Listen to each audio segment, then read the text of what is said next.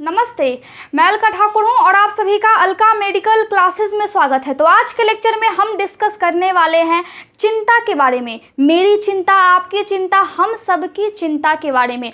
चिंता को अंग्रेजी में क्या बोलते हैं? अंग्रेजी में हम इसको बोलते हैं एंग्जाइटी। क्या बोलेंगे? एंग्जाइटी, जिसको मैं यहाँ पे लिख देती हूँ। स्पेलिंग कुछ इस प्रकार है, आप यहाँ पे देख सकते हैं।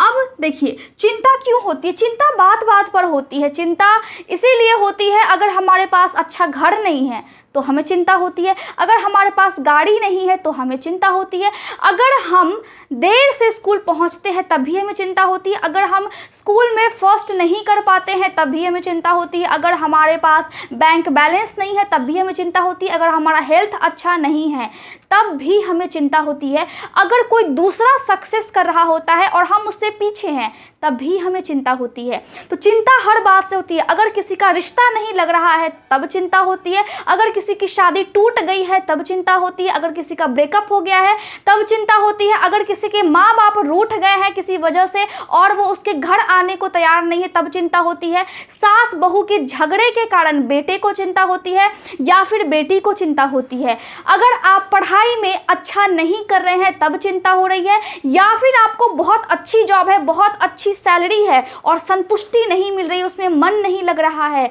इंटरेस्ट नहीं है उस काम में, तब भी चिंता होती है। तो चिंता बहुत सारी होती है, बहुत सारे रीजंस होते हैं चिंता होने के।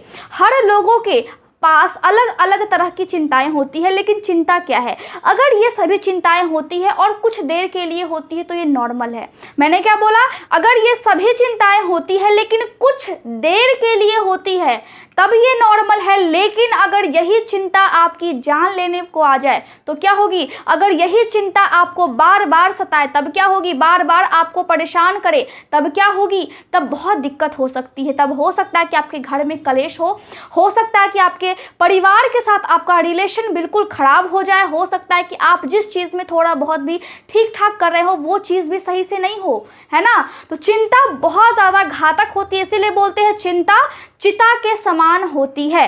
तो चिंता क्या होती है? मैंने आपको बता दें कि एंग्जाइटी क्या होती है। अगर समझिए, एक एग्जाम्पल मैं और दे देती हूँ। अगर किसी औरत का पति बहुत लेट से आता है और उसका जो ऑफिस निकलने का जो टाइम है, ऑफिस से निकलने का टाइम वो बिल्कुल ठीक है और वो अपने ऑफिस से निकल चुका है, उसको एक कॉल्स आ चुके हैं कि अच्छा मैं ऑफिस से निकल गया हूँ और 1 घंटे में घर आ रहा हूँ, लेकिन वो घर नहीं आता है और साथ ही 2-3 घंटे बीत जाते हैं और जब उसकी पत्नी उसको कॉल लगाती है तो उसका फ़ोन भी बंद होता है। ऐसे में क्या हो गई? ऐसे में पत्नी को चिंता हो गई पति की कि अभी तक घर क्यों नहीं आए, अभी तक घर क्यों नहीं आए, क्योंकि कॉल्स आए हुए ऑलरेडी 2 से 3 घंटे हो चुके हैं लेकिन उसका पति अभी तक घर नहीं पहुंचा है। तो इसमें भी चिंता वाली बात है।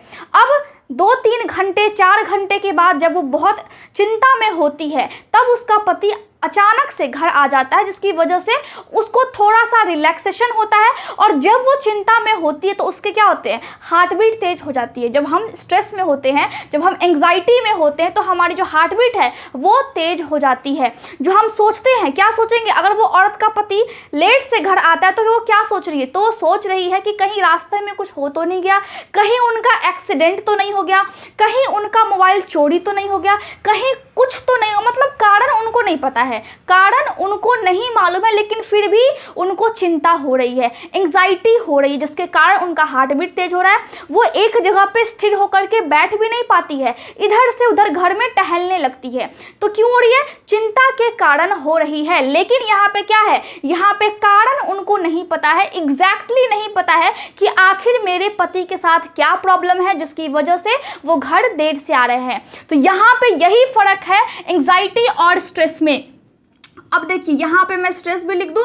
अब हम हमेशा बोलते हैं ना, हम हमेशा एंग्जाइटी शब्द का उपयोग नहीं करते हैं, हम हमेशा स्ट्रेस शब्द का उपयोग करते हैं। क्यों? क्योंकि जो स्ट्रेस होता है वो शॉर्ट टर्म के लिए होता है, मतलब कुछ समय के लिए आपको स्ट्रेस होता है और जब भी आपको स्ट्रेस होता है तो आपको उसका कारण मालूम होता है। जैसे कि क्या? अगर मैं फेल कर गई तो मुझे मालूम है कि मैं नहीं पढ़ी थी, इसी वजह से फेल कर गई। तो वो क्या होता है, जब रिजल्ट का टाइम आता तो वो स्ट्रेस होने लगता है।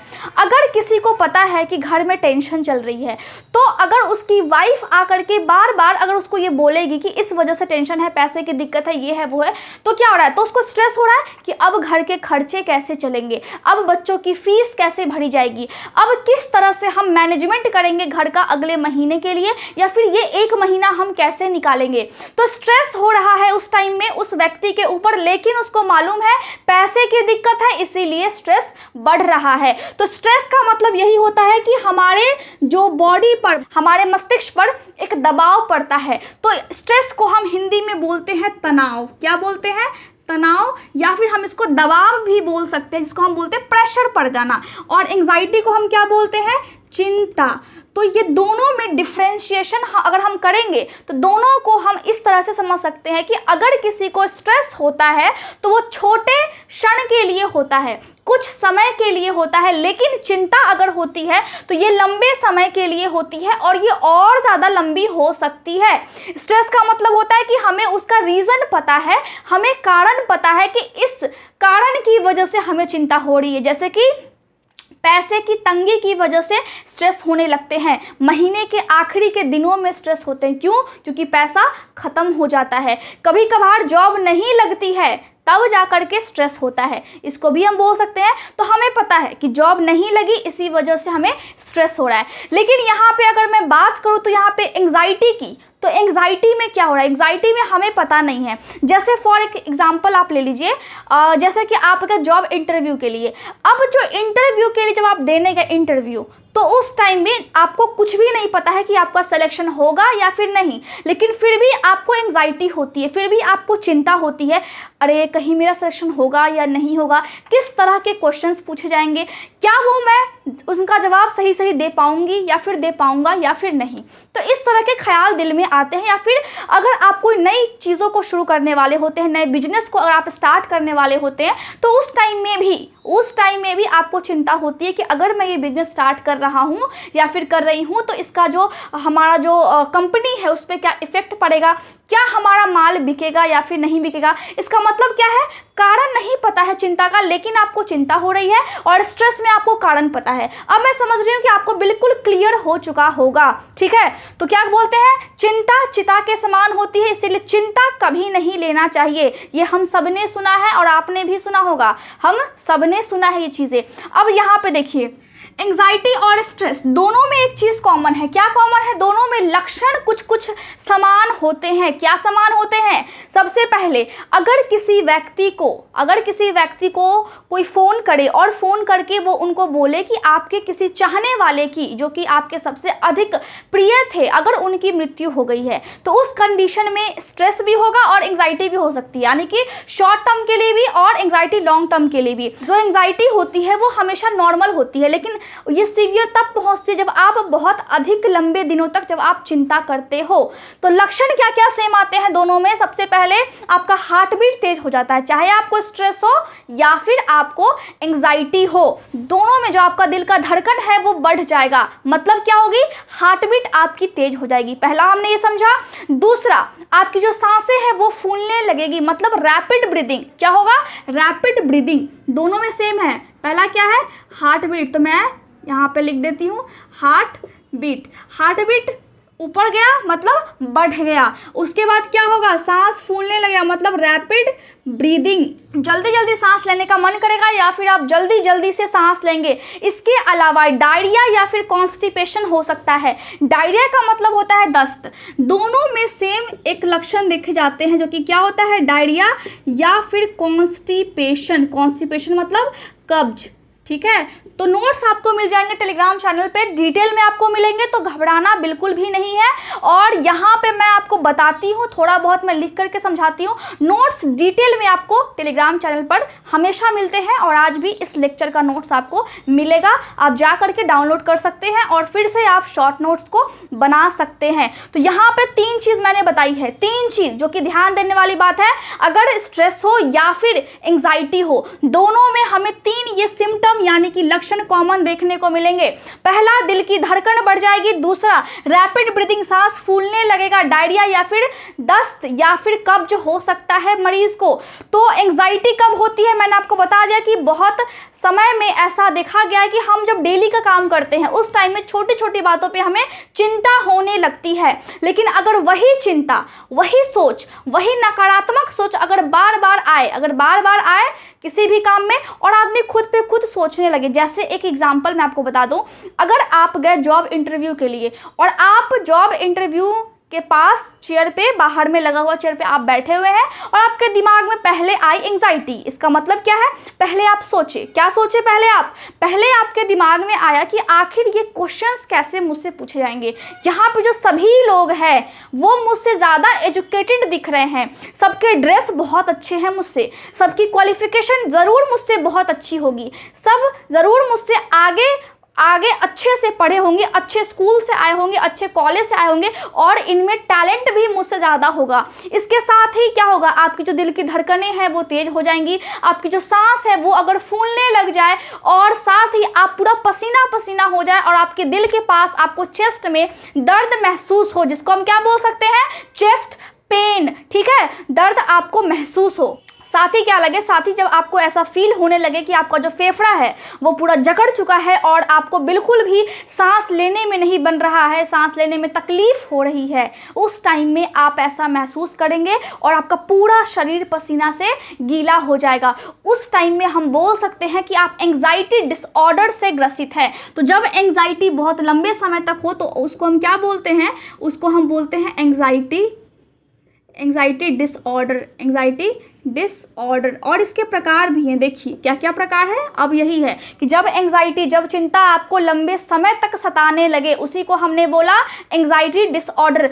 अब छोटी छोटी बात पर चिंता करना बिल्कुल नॉर्मल है, लेकिन वही चिंता अगर बहुत ज़्यादा लंबे समय तक आपके पास रहे और कारण कोई भी स्पष्ट ना हो, उसी को हम बोलते हैं anxiety disorder.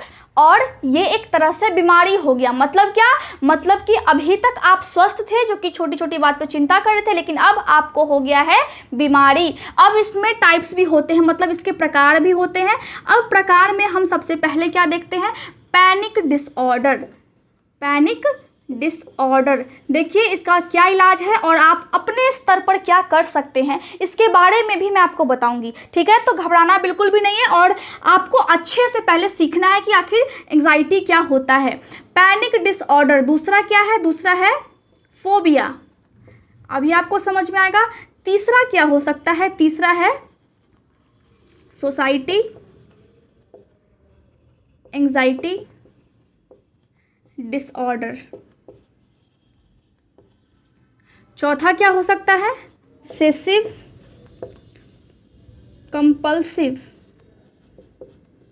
Obsessive compulsive disorder. चौथा ये हो गया। पांचवा क्या हो सकता है, पांचवा हो सकता है सेपरेशन एंग्जाइटी डिसऑर्डर।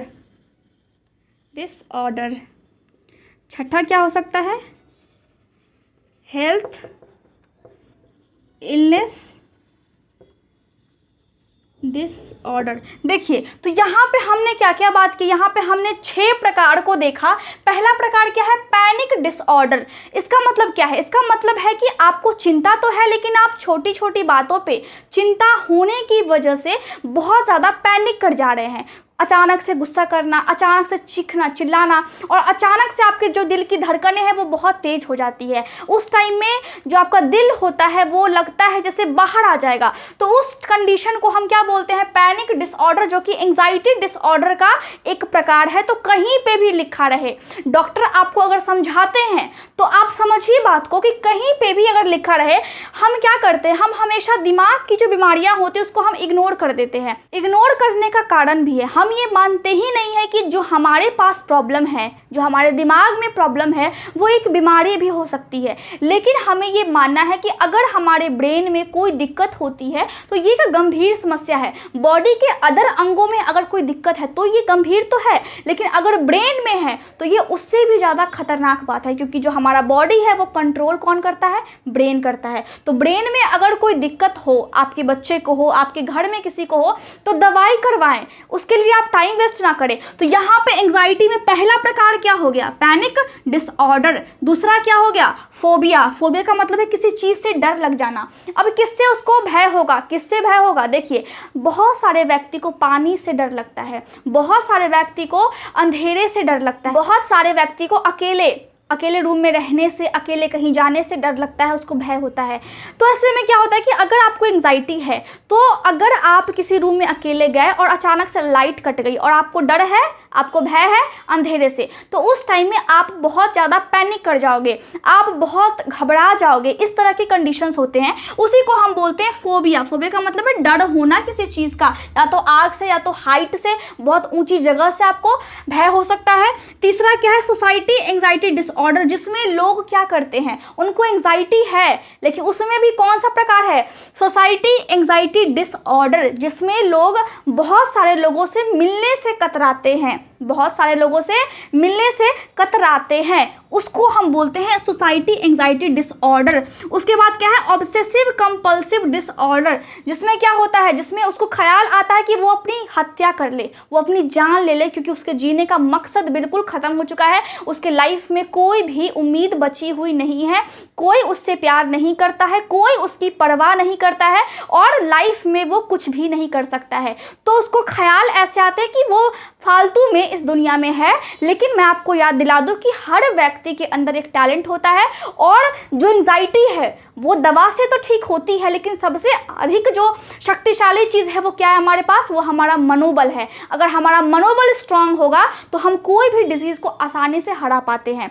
अगर आपकी ब्रेन ये चीज़ सोचने को मजबूर हो जाए कि मैं दवाई खा रही हूँ और मैं ठीक होकर के दिखा दूंगी या फिर दिखा दूंगा, तो आपका जो डिजीज़ है वो भी बहुत फास्ट ठीक होने लगता है, ये आप समझ जाइए। तो उसी को हम बोलते हैं ऑब्सेसिव कंपल्सिव डिसऑर्डर, जिसमें पेशेंट अपनी जान लेने की कोशिश करने लगता है। सेपरेशन एंग्जाइटी डिसऑर्डर, इसका मतलब क्या है? इसमें डर होता है व्यक्ति को, कहीं वो जिससे बहुत प्यार करता है, कहीं वो जिससे बहुत प्यार करता है उसको खो ना दे, ये डर लगा रहता है, हमेशा दिल में ये डर रहता है। इसका मतलब उसकी गर्लफ्रेंड भी हो सकती है, उसकी वाइफ भी हो सकती है, उसकी माँ भी हो सकती है। तो उसको हमेशा ये भय होगा कि कहीं मैं अपनी माँ को खो ना दूँ, कहीं मैं अपनी गर्लफ्रेंड को खो ना दूँ, कहीं मैं अपने इस सगा संबंधी, कहीं मैं अपने दोस्त को खो ना दूँ। तो ये डर हो जाता है, जिसके कारण, ये डर के कारण वो चिंता में परिवर्तित हो जाता है। और ये कौन सा होता है? ये होता है सेपरेशन एंग्जाइटी डिसऑर्डर। सभी प्रकार के जो यहाँ पर डिसऑर्डर है वो किसी एक व्यक्ति में नहीं हो सकते हैं, आपको एक या फिर दो प्रकार के डिसऑर्डर हो सकते हैं, अधिकतर लोगों को एक प्रकार के होते हैं। तो ये आपको समझना है कि सभी प्रकार जो है वो अलग अलग व्यक्ति में अलग अलग चीज़ें हमें जब दिखाई देती है तो हम के आधार पर हम इसका डिवीजन करते हैं, ठीक है। यहाँ पे देखिए हेल्थ इलनेस डिसऑर्डर, अब इसका मतलब क्या है? अब एक प्रकार की चिंता ये भी होती है कि हम कहीं बीमार ना हो जाए। अक्सर हमने सुना है कि जो अमीर लोग होते हैं उनको अमीरों वाली बीमारियां होती है। अब वो बीमारी कौन सी होती है? वो होती है एंग्जाइटी, जिसमें भी उनको क्या हो सकता है? जिसमें उनको ये हो सकता है हेल्थ इलनेस डिसऑर्डर, जिसमें क्या होता है? उनको ये डर होता है, उनको ये भय होता है कि कहीं वो बीमार ना हो जाए। इसी वजह से वो तरह तरह के टेस्ट करवाने लगते हैं, जिसका साइड इफेक्ट भी उनके बॉडी पर दिखने लगता है। अक्सर जो बॉलीवुड वाले जो स्टार होते हैं वो क्या होते हैं? उनको भी डर होता है, वो भी बहुत सारे टेस्ट करवाते हैं। लेकिन ये हमेशा याद रखना चाहिए कि कोई भी मेडिसिन हो, कोई भी जो एलोपैथी की जो मेडिसिन होती है उसके साइड इफेक्ट्स होते हैं, एक्सरे के साइड इफेक्ट्स होते हैं, MRI के साइड इफेक्ट्स होते हैं, हर चीज़ के साइड इफेक्ट्स होते हैं। तो ज़्यादा वो एक्सरे MRI नहीं करवाना चाहिए, ठीक है। उसकी वजह से भी प्रॉब्लम हो जाती है बॉडी में। हेल्थ इलनेस डिसऑर्डर के बारे में हमने पढ़ लिया। तो हमने यहाँ पे 6 प्रकार के टाइप्स को देखा है। आगे हम इसके उपाय को भी डिस्कस करेंगे, पहले आप समझिए बात को। अब मैंने आपको लक्षण बता दिया कि क्या क्या चीज़ें होती है। अगर एंग्जाइटी, सिर्फ अगर मैं चिंता की बात करूँ तो इसमें क्या क्या लक्षण आएंगे। इसमें आपको पसीना आएगा, आपका जो हाथ पैर है वो सुन्न भी हो सकता है, साथ ही आपका जो दिल का धड़कन है वो तेज हो जाएगा। इसके अलावा क्या हो सकता है, इसके अलावा कॉन्स्टिपेशन हो सकता है, डायरिया हो सकता है, कब्ज की समस्या रह सकती है, हाथों में कंपन, बॉडी में कंपन, बुरे बुरे ख्याल आपके दिमाग में आ सकते हैं, आप रेस्टलेसनेस हो जाओगे। क्या हो जाओगे, यहाँ पे क्या हो जाओगे, रेस्ट, देखिए यहाँ पे रेस्टलेसनेस, इसका मतलब होता है बेचैन। अगर आपको चिंता होती है तो आप एक जगह टिक करके बैठ नहीं सकते हो, फटाफट आप इधर जाओगे, उधर, इधर से उधर, इधर से उधर आप करते रहोगे, उसी को हम बोलते हैं रेस्टलेसनेस। ठीक है, तो ये सभी प्रॉब्लम्स होती है। इसके अलावा भी कई और प्रॉब्लम्स भी होती है, जैसे कि आपका जो ब्रेन है वो सही से डिसीजन नहीं ले सकता है, मतलब डिसीजन मेकिंग एबिलिटी पे इफेक्ट पड़ता है। साथ ही सुसाइडल थॉट्स आ सकते हैं, अपने आप को मारने की साजिश या फिर कोशिश हो सकती है। साथ ही आप किसी से घुलते मिलते नहीं हो, जैसे कि मैंने यहाँ पे बोला सोशल इंटरेक्शन बहुत कम हो जाता है। तो ये सभी चीज़ें हो सकती है। तो लक्षण भी हमने देख लिए। अब हम बात करते हैं कि अगर ये एंग्जाइटी होती है, अगर चिंता होती है तो क्यों होती है। अब दूसरा लक्षण ये भी देख लीजिए, यहाँ पे एक मैं चीज़ ऐड कर दूँ। अगर आपको बहुत तेज एंग्जाइटी है, सीवियर हो रही एंग्जाइटी आगे बढ़ रही है, तो आप समझ लो कि आप अल्कोहल ड्रग्स के भी शिकार हो सकते हो, या फिर ज़्यादा आप कैफीन भी पी सकते हो। मतलब कॉफ़ी चाय बहुत अधिक मात्रा में वो लोग लेने लगते हैं। ड्रग्स, अल्कोहल, शराब या फिर जो बोलते हैं ना कि गांजा, ये सभी चीज़ें आप लेने लगोगे। क्यों? क्योंकि ये जो सब चीज़ है ये आपके ब्रेन को रिलैक्स करती है, और उस व्यक्ति को है चिंता, और चिंता में उसको चाहिए रिलैक्सेशन। तो रिलैक्स कहाँ से मिलता है, रिलैक्सेशन पावर उसको कहाँ से मिलती है, गांजा से मिलता है, शराब से मिलता है, उसको अलग अलग तरह की दवाइयों से मिलता है जो कि उसको नशा में रखती है। तो ये भी लक्षण हो सकते हैं। अब कारण क्या क्या होते हैं, कारण में देखिए आप बात। कारण में पहला कारण हो सकता है जेनेटिक। मतलब समझिए, अगर एक रिसर्च करें तो देखा जाता यहाँ पे ये है कि जो यहाँ पे 25 साल से जो कम है, ठीक है, 25 साल से जो कम एज के हैं उनमें 18% एंग्जाइटी के केस देखे जाते हैं। जो 25 से 45 साल तक के बीच में हैं उनमें 54% तक एंग्जाइटी के केस देखे जाते हैं। साथ ही जो 45 से 60 साल तक है उनमें 24%, ठीक है, और जो 60 से ज़्यादा उम्र के लोग हैं उनमें 8% केस देखे जाते हैं। तो ये आप देख लीजिए कि 25 से 45 इसी उम्र के लोग एंग्जाइटी से ज़्यादा ग्रसित रहते हैं। यहाँ पे हम ये समझ लिए। उसके बाद अगर हम देखें कारण, तो पहला कारण ये है कि अगर आपके माता पिता, आपके भाई बहन या फिर किसी को भी है, तो यहाँ पे 18% चांस है कि आपको भी एंग्जाइटी का प्रॉब्लम हो फ्यूचर में। लेकिन इसके अलावा भी होता है कि अगर कोई व्यक्ति शर्मीला होता है, अगर कोई व्यक्ति उतना कॉन्फिडेंट नहीं होता है स्टेज पर बोलने के, तो वैसे जो व्यक्ति होते हैं, ऐसे व्यक्ति जो दूसरों के साथ घुलते मिलते नहीं हैं, ये भी एंग्जाइटी का शिकार हो जाते हैं। ऐसे व्यक्ति जिनमें कॉन्फिडेंस लेवल की कमी होती है उनमें भी ये प्रॉब्लम होती है। साथ ही अगर आप सब्सटेंस यूज़ करते हो, जैसा कि मैंने आपको बताया, अगर आप गांजा लेते हो, अगर आप अल्कोहल लेते हो, अगर आप ड्रग्स लेते हो, या फिर अगर कोई मेडिसिन आप लेते हो जिसकी वजह से भी आप क्या कर सकते हो, आपको अच्छा महसूस होता है, तो उस टाइम में भी आप एंग्जाइटी का शिकार हो जाते हो। ये क्या है, ये एक तरह से अगर आप अपने जीवन में कुछ अच्छा नहीं कर रहे होते हो तब आपको चिंता होती है, और फिर उस चिंता से मुक्त होने के लिए बहुत सारे लोग क्या करते हैं, शराब पीते हैं, बहुत सारे लोग ड्रग्स लेते हैं, बहुत सारे लोग अलग अलग चीज़ों का सेवन करते हैं, है ना, बहुत सारे लोग चाय या फिर कॉफ़ी बहुत अधिक मात्रा में पीने लगते हैं। तो उस टाइम में भी ये प्रॉब्लम हो जाती है। उस टाइम में भी एंग्जाइटी तो है, साथ ही आप अपने बॉडी को भी ख़राब कर लेते हो अपनी गंदी हरकतों से, ठीक है। उसके बाद तीसरा क्या हो सकता है, तीसरा में अगर हम बात करें तो क्रॉनिक डिजीज़। अगर आपको लंबे समय से कोई बीमारी है, बीमारी किसको अच्छा लगता है, किसी को अच्छा नहीं लगता है। कौन चाहता है उसको बीमारी हो, कोई भी नहीं चाहता है। लेकिन अगर किसी व्यक्ति को लंबे समय से कैंसर हो, HIV हो, डायबिटीज़ हो, या फिर अगर उसको अर्थराइटिस, घुटनों में दर्द हो, तो क्या होता है, इरिटेट हो जाता है। जब वो इरिटेट होता है तो उस टाइम में उसको बहुत दिक्कत होती है, बहुत कष्ट होता है उस बीमारी में, तो वो एंग्जाइटी का शिकार हो जाता है। और वो जो एंग्जाइटी है वो चिंता उसकी कि वो कब ठीक होगा, कब ठीक होगा। मेडिसिन मेडिसिन डॉक्टर देते हैं लेकिन वो उतना असर नहीं करती है। तो क्या हो रहा है यहाँ पे दो चीज़ हो रही है। पहला तो ये कि उम्मीद टूट रहा है, उम्मीद ये छूट रहा है कि शायद मेरा ये प्रॉब्लम ठीक हो या ना हो, या फिर अगर किसी को कैंसर है तो वो बिल्कुल सोच लेता है कि मैं क्या मर जाऊंगा, मेरे साथ क्या ऐसा हो जाएगा, मैं क्या और आगे नहीं जी पाऊंगा। तो ये क्या हो रही है, ये उम्मीद व्यक्ति छोड़ता है। तो उस टाइम में वो चिंता का शिकार हो जाता है, एंग्जाइटी का शिकार हो जाता है।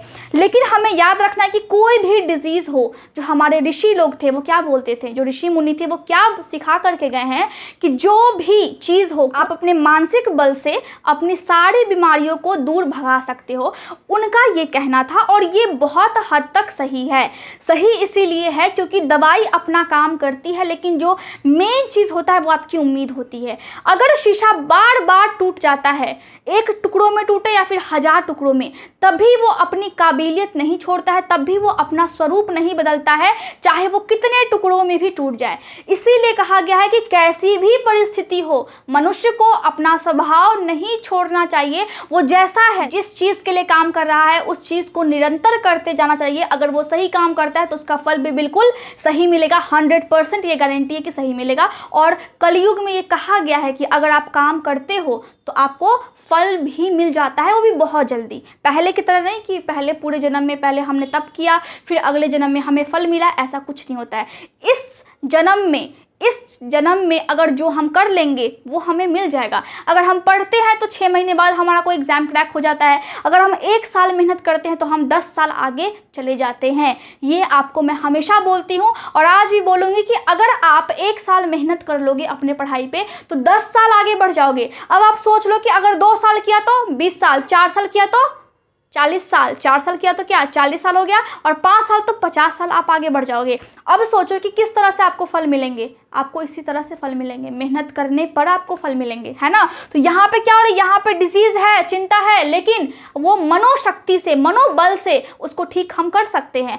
तो बहुत सारे प्रॉब्लम्स होते हैं, बहुत सारे डिजीज़ होते हैं, लेकिन उनको ठीक किया जा सकता है दवाई की मदद से भी, योगा की मदद से भी, और साथ ही आपके मानसिक बल और आपकी सोच पर भी डिपेंड करता है कि आपका अप्रोच किस तरह से दवाई को खाने के प्रति। ठीक है, तो यहाँ पे देख लिया हमने कॉजेज। अब हमने क्या क्या देखे हैं, पहले मैं एक बार फिर से आपको रिकॉल कर दूं। पहले हमने देखा एंग्जाइटी और स्ट्रेस में डिफरेंशिएशन, हमने उसको देख लिया है। उसके बाद हमने जब इसको डिफरेंशिएट कर लिया उसके बाद हमने देखा कि एंग्जाइटी डिसऑर्डर क्या होती है, वो मैंने बताया। साथ ही मैंने ये बताया कि दोनों में क्या क्या कॉमन लक्षण आते हैं। उसके बाद इसके प्रकार, एंग्जाइटी डिसऑर्डर के कितने प्रकार होते हैं, तो 6 प्रकार होते हैं। क्या क्या होता है फटाफट से मैं एक बार बोल दूं। Panic disorder, phobia, society anxiety disorder, obsessive compulsive disorder, separation anxiety disorder, और साथ ही हेल्थ इलनेस डिसऑर्डर। ये हमने अच्छे से देख लिया है, प्रकार कितने होते हैं और साथ ही कारण कितने होते हैं। जेनेटिक होते हैं, सब्सटेंस यूज जिसमें आप अल्कोहल और ड्रग्स, मदिरा सेवन, ये सारी चीज़ें आ गई। क्रॉनिक डिजीज होते हैं जिसमें लंबे समय से आपको प्रॉब्लम हो। तो कारण हमने देख लिया है, लक्षण देखे, कारण देखे और प्रकार देख लिए हैं। अब क्या क्या देखना है, अब देखना है डायग्नोसिस। डायग्नोसिस का मतलब होता है कि अगर मरीज आपके पास आया है, उसको ये प्रॉब्लम है, तो आप क्या क्या टेस्ट करोगे कि वो प्रॉब्लम उसका सामने उभर करके आए। क्या टेस्ट कर सकते हो, अगर किसी को चिंता है तो सबसे पहले क्या करेंगे, सबसे पहले उसका हालचाल पूछेंगे, यानी कि फिजिकल एग्जाम, जिसमें उसका बिहेवियर, उसका बात करने का तरीका, रिस्पॉन्ड करने का तरीका, कोई चीज़ एक्टिविटी उसकी हम नोटिस करेंगे, बोलने का स्टाइल कैसा है, अगर जब बोलता है तो कितना नर्वस है, कॉन्फिडेंट कितना है, और उसका सोच है वो कैसा है, किस तरह से है, पॉजिटिव है या फिर नेगेटिव है। इसके साथ साथ हम क्या कर सकते हैं, ब्लड टेस्ट कर सकते हैं, क्योंकि बॉडी में देखना है कहीं कोई इन्फेक्शन तो नहीं है, कहीं कोई डिजीज़ तो नहीं है जिसकी वजह से उसको एंग्जाइटी हो गई है। साथ ही यूरिन एनालिसिस, यूरिन टेस्ट हम कर सकते हैं कि कहीं यूरिन में प्रॉब्लम तो नहीं है, वहाँ कोई बैक्टीरिया तो नहीं है जिसकी वजह से इसका बॉडी कमज़ोर हो रहा है, और कमज़ोर होने के कारण क्या हो रही है, उसको दिक्कत हो रही है और फिर वो एंग्जाइटी का शिकार हुआ जा रहा है। इसके अलावा हम क्या कर सकते हैं, साइकाइट्रिस्ट के पास हम जा करके उसको वहाँ पे दिखवा सकते हैं, जिसके कारण क्या होगा, उसकी काउंसलिंग होगी। अगर वो नेगेटिव सोचता है तो वो पॉजिटिव सोचने लगेगा। तो ये सब चीज़ें हम कर सकते हैं, जिसको हम बोलते हैं डायग्नोस्टिक। अब इलाज क्या क्या करते हैं इसको हम पहले देख लेते हैं। चलिए, तो अब इसका इलाज हम देखते हैं। इलाज में हम क्या क्या करेंगे, इलाज में हम 2 चीज़ों से आपको मैं बताऊंगी। अगर मैं किसी चीज़ के, यानी कि अगर एंग्जाइटी का अगर मैं ट्रीटमेंट बताऊं, ट्रीटमेंट, चलिए अगर मैं एंग्जाइटी का ट्रीटमेंट बताऊं तो मैं दो तरीके से आपको बताऊंगी। पहला एलोपैथी यानी कि अंग्रेजी दवा के हिसाब से, और दूसरा आयुर्वेद के हिसाब से। अब ये दोनों चीज़ों के बताने का कारण क्या है उसको भी मैं समझाऊंगी। अभी रुकिए, पहले अगर मैं एलोपैथी की बात करूं तो उसमें हम 3 चीज़ करते हैं इलाज में, ठीक है। अगर आपको बहुत चिंता है, बहुत स्ट्रेस है, स्ट्रेस का मतलब होता है शॉर्ट टर्म, लेकिन आपको चिंता है और वो चिंता फिर लॉन्ग टर्म में कन्वर्ट हो गई है और फिर जाकर के आपको क्या हो रहा है, फिर जाकर के आपको बहुत दिक्कत हो रही है, तो उस कंडीशन में फिर मैं आपको बताती हूँ कि क्या क्या चीज़ें की जाती हैं। 3 चीज़ें की जाती है। पहला क्या है? पहला है साइकोजेनिक ट्रीटमेंट, ठीक है, साइकोजेनिक। दूसरा क्या है?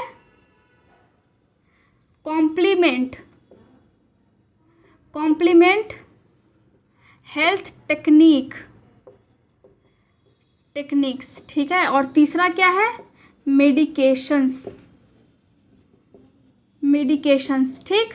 अब देखिए एलोपैथी में हमने क्या देखा है, पहले मैंने बताया आपको यहाँ पे क्या, साइकोजेनिक ट्रीटमेंट। इसका मतलब क्या होता है? इसका मतलब है कि उस पेशेंट को जिसको चिंता हो रही है उसको हम जाएंगे डॉक्टर के पास लेकर के, लेकिन कैसी डॉक्टर? जो कि साइकाइट्रिस्ट हो, वैसी डॉक्टर के पास लेकर के जाएंगे जो उसकी दिमाग की यानी कि जो उसकी मनोस्थिति को समझ सके, और फिर जो उसका दिमाग में प्रॉब्लम है, जो वो स्ट्रेस ले रहा है, जो वो चिंता ले रहा है, यानी कि कोई भी चिंता है और उसका रीज़न उसके पास नहीं है, लेकिन कभी कभी ऐसा होता है कि खुद को व्यक्ति मारने की कोशिश या फिर साजिश करने लगता है। उस कंडीशन में जो साइकाइट्रिस्ट होते हैं वो बहुत हेल्प करते हैं और उस व्यक्ति का जो नेगेटिव नज़रिया है उसको फिर वो पॉजिटिव में चेंज कर देते हैं। तो इसीलिए हमें साइकाइट्रिस्ट के पास पहले लेकर के जाना है उस व्यक्ति को, क्योंकि वो जीने की उम्मीद को छोड़ रहा है, लेकिन जीने की उम्मीद को छोड़ना नहीं है, उसको फिर से सिखाना है कि जीना कैसे है। दूसरा क्या है? कॉम्प्लीमेंट हेल्थ टेक्निक्स, जिसमें क्या आ गए, जिसमें आपका योगा हो गया, जिसमें आपका मेडिटेशन हो गया, यानी कि ध्यान, ठीक है। जब आप ध्यान लगाते हो, जब आप योगा करते हो, जब आप कोई चीज़ों के माध्यम जैसे कि जिम जाना हो गया, उसमें क्या हो रहा है, उसमेमें व्यक्ति अच्छा फील करता है, क्योंकि जो उसका बॉडी का मूवमेंट है वो अच्छे से होता है। अगर कोई डिजीज़ भी है तो वो भी ठीक हो जाएगी। साथ ही मेडिकेशंस में इसमें 2 प्रकार के मेडिकेशंस हम देते हैं। पहला क्या हो गया? पहला होता है हमारा यहाँ पे एंटी एंग्जाइटी। इसमें भी बहुत प्रकार के मेडिसिन होते हैं, तो मेडिसिन को मैं फार्माकोलॉजी के लेक्चर में आपको समझाऊंगी, ठीक है। यहाँ पे हम डिजीज़ की बात करते हैं। यहाँ पे देखिए एंटी एंग्जाइटी, ठीक है, मतलब एंग्जाइटी हो रही है, चिंता है, लेकिन उसके खिलाफ काम करने वाली दवा। अब देखिए जब किसी को चिंता होती है तो वो व्यक्ति डिप्रेशन में भी जाता है, और डिप्रेशन क्या है इस पे मैं ऑलरेडी लेक्चर ले चुकी हूँ। आप जाकर के उस लेक्चर को देखें, सीखें, समझें, और फिर अगर किसी को डिप्रेशन है उसको बताएं कि इस तरह से आप इससे छुटकारा पा सकते हो, या फिर डिप्रेशन क्या चीज़ होती है। यहाँ पे हम क्या ले सकते हैं? एंटी एंग्जाइटी और एंटी डिप्रेशन। अब देखिए डिप्रेशन और एंग्जाइटी दोनों साथ में हो सकते हैं और होते ही हैं। किसी को चिंता है और अगर वो ज़्यादा सोचता है तो उसको ही हम डिप्रेशन बोलते हैं। तो यहाँ पे हमने 2 प्रकार के दवाइयों को देखा है, इसके अंडर भी दवाइयाँ आती है, बहुत लंबी चौड़ी लिस्ट है, ठीक है, तो यहाँ पे हम इसकी बात नहीं करेंगे। ये तो हो गया एलोपैथी के हिसाब से। अब आयुर्वेद क्या कहता है? हमारे देश का आयुर्वेद क्या कहता है? हमारी शान आयुर्वेद क्या कहता है ना, आयुर्वेद के हिसाब से क्या होती है। अब देखिए इसमें क्या करना है? ग्रीन सब्जी खाना है, ग्रीन वेजिटेबल्स, हरी साग सब्जी खानी है। क्यों खानी है? क्योंकि आपको स्ट्रेस है और ये स्ट्रेस को रिलीज़ करने में बहुत हेल्प करती है। दूसरा क्या है? सरसों के तेल से आपको मसाज करना है उस व्यक्ति का। सरसों तेल या फिर बादाम का आप तेल भी ले सकते हो, और उस व्यक्ति का जो सर होता है वो बॉडी पूरा आपको अच्छे से मसाज करना है, ताकि वो एक तरह से रिलैक्स हो, क्योंकि जब हम बॉडी का मसाज करते हैं तो वो व्यक्ति रिलैक्स हो जाता है। तो क्या करना है? इसमें रिलैक्स कर देना है पेशेंट को यहाँ पे, ठीक है। अब सरसों तेल से उसका मसाज भी हो गया। उसके बाद क्या है? उसके बाद हम क्या कर सकते हैं? इसके बाद से आप अर्जुन छाल दे सकते हो, इसकी टैबलेट्स भी आती है मार्केट में, है ना, अर्जुन छाल की टैबलेट भी आती है। ये जो टैबलेट है वो एंग्जाइटी में बहुत मददगार होती है। किसी भी कंपनी का आप देखो तो आपको अर्जुन छाल का जो टैबलेट है वो आपको मिल जाएगा, और अर्जुन छाल की उसका जो छाल ही होता है, अगर वो आप उबाल करके पियोगे तब भी आपको फ़ायदेमंद होगा, ठीक। तो यहाँ पे ये चीज़ें हो गई। चौथा क्या है? Press PC6 point. इसका मतलब क्या है? इसका मतलब समझिए, इसका मतलब ये मेरा हाथ है, ठीक है, सबको दिख रहा है ये मेरा हाथ। अब इस पाम के नीचे हम डालेंगे 3 उंगली, ऐसे हमने डाला। 3 उंगली के बाद की जो जगह है अंगूठे के जस्ट नीचे, जो यहाँ की जो जगह है यहाँ हम डालेंगे अपना अंगूठा, मतलब 3 उंगली को छोड़ करके, और फिर यहाँ पर हम प्रेस करेंगे। उसी को हम बोलते हैं PC6 पॉइंट, जिसकी मदद से आप एंग्जाइटी में जब पेशेंट को अटैक्स आते हैं उस टाइम वो रिलैक्स हो जाता है। ठीक है, तो इसको हम कर सकते हैं। 5वां क्या है? 5वां हम HT7 कर सकते हैं, HT7 प्रेस कर सकते हैं। ये कहाँ पे होती है? अब समझिए ये कहाँ पे होती है। ये है हमारा हाथ, हमारा अच्छा खासा हाथ सबके पास होता है।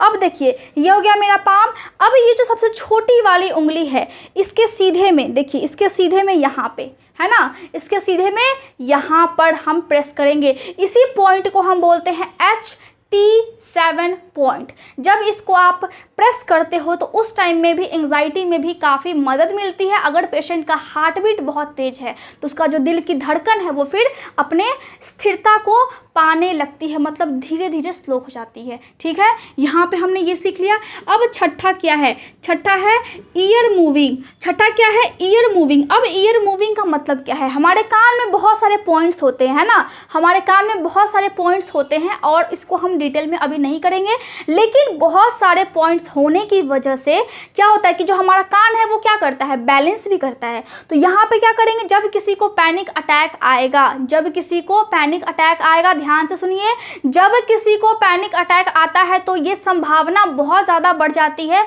कि उसको हार्ट अटैक भी आ जाए।